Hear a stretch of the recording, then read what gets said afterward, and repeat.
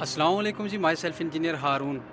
Work permit क्या होता है, वीज़ा और वर्क परमिट में क्या फ़र्क होता है, और ख़ुसूसन इराक़ के लिए कितनी किस्म का वर्क परमिट यहाँ की गवर्नमेंट अलाउ करती है, वर्क परमिट हासिल कैसे किया जाता है, उसको हासिल करने के लिए कौन से आपको डॉक्यूमेंट्स की ज़रूरत पड़ सकती है, इसके अलावा इराक़ की वर्क परमिट की फ़ीस कितनी है। आज की वीडियो में हम यही सारी चीज़ें जानेंगे। तो सबसे पहले आ जाते हैं वर्क परमिट पर कि वर्क परमिट होता क्या है। जब कोई वर्कर अपने मुल्क से बाहर किसी भी दूसरे मुल्क में काम करना चाहे तो वहाँ की गवर्नमेंट एक ऑफिशियल डॉक्यूमेंट उसे मुहैया करती है, एक ऐसा डॉक्यूमेंट जिसकी बिना पर वो वहाँ काम कर सकता है। वर्क परमिट हासिल किए बिना किसी भी कंपनी या प्राइवेट जगह पर किसी भी मुल्क में हम काम नहीं कर सकते। अगर करेंगे तो गवर्नमेंट की नज़र में आप इलीगल होंगे। अब दूसरा क्वेश्चन ये आ जाता है कि वर्क वीज़ा और वर्क परमिट में क्या फ़र्क होता है। किसी भी मुल्क काम करने के लिए बेसिकली दो चीज़ें रिक्वायर्ड होती हैं, एक वर्क वीज़ा और एक वर्क परमिट। वर्क वीज़ा ये होता है कि ये आपको ये एक ऐसा ऑफिशियल डॉक्यूमेंट है जो आपको किसी भी मुल्क में इंटर करवा देगा, और वो डिपेंड करता है कि आप किस निस्बत से उस मुल्क में दाखिल हो रहे हैं, किस मकसद के लिए उस मुल्क में जा रहे हैं। तो वर्क वीज़ा की मुख्तलिफ़ टाइप हैं। फॉर एग्ज़ाम्पल वर्क वीज़ा आपको किसी भी मुल्क इंटर करवा देगा काम की निस्बत से, लेकिन उस मुल्क में आप काम उस वक्त तक नहीं कर सकते जब तक कि आपके पास वर्क परमिट ना हो काम का। ठीक है, तो इस वजह से ये आपस में दोनों लाज़िम मलज़ूम है। ये दोनों चीज़ें यानी वर्क परमिट और वर्क वीज़ा आपस में लिंक्ड हैं। सबसे पहले आपको वर्क वीज़ा चाहिए होगा, वर्क वीज़े के बाद आपको वर्क परमिट चाहिए होगा, तब भी आप किसी भी मुल्क में वहाँ पर लीगल तरीके से कोई भी काम कर सकते हैं। अब एक और क्वेश्चन जो हमारे पास है वो ये है कि इराक़ के वर्क परमिट की टाइप कितनी है। तो बेसिकली हमारे पास इराक़ के वर्क परमिट की 3 टाइप्स हैं। इराक़ी जो वर्क परमिट है वो 3 तरह के वीज़े पर अलाउ किया जाता है। सबसे पहले वर्क वीज़ा।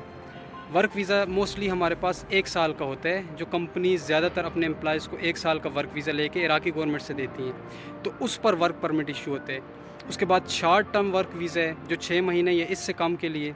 इसके बाद हमारे पास जो बिज़नेस वीज़ा होता है उस पर गवर्नमेंट अलाउ करती है वर्क परमिट के लिए। तो ये 3 इस तरह के हमारे पास इराक़ के लिए वीज़े हैं जिन पर यहाँ की इराक़ी गवर्नमेंट आपको वर्क परमिट अलाउ करती है, जिसमें मोस्टली और जिसमें टॉप ऑफ द लिस्ट वो वर्क वीज़ा है हमारे पास, जिस पर वर्क परमिट अलाउ किया जाता है। अब इसके बाद एक और अहम क्वेश्चन ये है, वो ये है कि इराक़ी वर्क परमिट हासिल कैसे किया जाए। तो इराक़ी वर्क परमिट हासिल करने के बेसिकली 2 तरीके हैं। सबसे पहला तरीका जो ज़्यादा नॉर्मल भी है, जो ज़्यादा ट्रस्टेबल भी है, वो ये है कि आप किसी भी कंपनी में जॉब हासिल करते हैं, चाहे वो आप पाकिस्तान में रह कर किसी भी एजेंसी से जॉब हासिल करें या आप ऑनलाइन किसी प्लेटफॉर्म से यहाँ इराक़ में जॉब हासिल करें। तो जॉब हासिल करने के बाद वो कंपनी आपके लिए इराक़ी गवर्नमेंट से वर्क परमिट के लिए अप्लाई करेगी, आपके तमाम डॉक्यूमेंट्स मिनिस्ट्री ऑफ लेबर को वो सबमिट करेगी।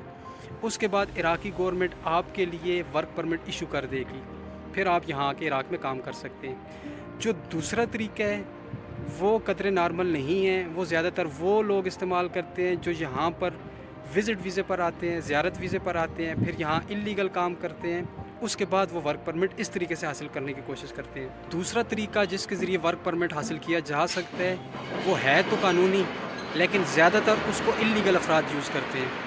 वो ये है कि आप इराक़ में रहते हुए कोई ऐसा कफ़ील ढूंढें, कोई ऐसा स्पॉन्सर ढूंढें जो आपको स्पॉन्सरशिप दे यहाँ काम करने के लिए। तो वो शख्स फिर इराक़ी गवर्नमेंट के लिए आपके वर्क परमिट के लिए एप्लीकेशन दे, और फिर गवर्नमेंट उसको अलाउ कर दे कि हाँ भाई आप स्पॉन्सर कर सकते हैं इस शख्स को, और ये शख्स आपके पास काम कर सकते हैं।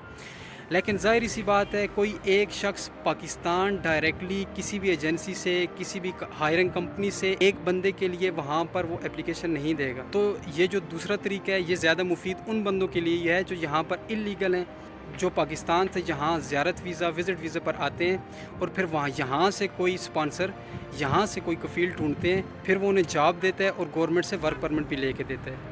एक और अहम क्वेश्चन वो ये है कि इराक़ी वर्क परमिट हासिल करने के लिए, चाहे वो कंपनी के ज़रिए आप हासिल करें या यहाँ पर किसी इंडिविजुअल इराक़ी बंदे के ज़रिए आप वर्क परमिट हासिल करें, उनके लिए डॉक्यूमेंट्स कौन से चाहिए होते हैं। तो सबसे पहला जो डॉक्यूमेंट चाहिए वो है पासपोर्ट, और पासपोर्ट मिनिमम उसकी वैलिडिटी 6 मंथ होनी चाहिए, यानी कम अज़ कम उसकी एक्सपायरी डेट जो है वो 6 मंथ से ज़्यादा हो। सबसे पहले ये चीज़।